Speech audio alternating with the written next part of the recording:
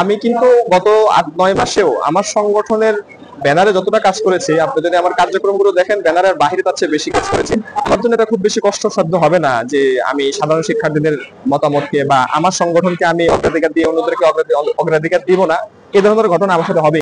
এই প্রশ্নের উত্তর আসলে আমি কর্মের মাধ্যমে ইতিমধ্যে দিয়েছি। আমি মনে করি আমি ২০২২ সাল পর্যন্ত একটা সংগঠনের সাথে ছিলাম, মাঝখানে ২-২.৫ বছর কোনো সংগঠনের সাথে ছিলাম না। আর গত নভেম্বরেও স্বাধীন বাংলাদেশ ছাত্র সংসদকে আসলে আমি একটা সংগঠন হিসাবে প্রতিষ্ঠিত করতে চাইনি, মূলত একটা ব্যানার হিসাবে আমরা কাজটা শুরু করেছিলাম। যদিও আমাদের কার্যক্রমের কারণে মানুষের কাছে গ্রহণযোগ্য হয়ে গিয়েছে এবং ক্যাম্পাসে এতটা জনপ্রিয় হয়ে গিয়েছে যেটা একটা সংগঠনের মধ্যে এখন মনে হচ্ছে।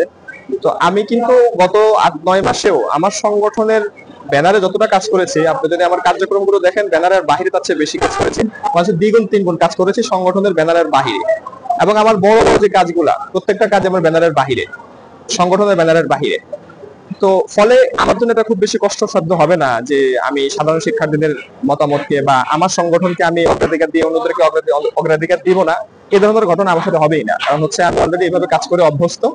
আমার ব্যানার যখন যেটাই থাকুক না কেন, আমি সাধারণ শিক্ষার্থীদের হয়ে তাদের জন্য যখন যেভাবে কাজ করা লাগে সেভাবে করছি।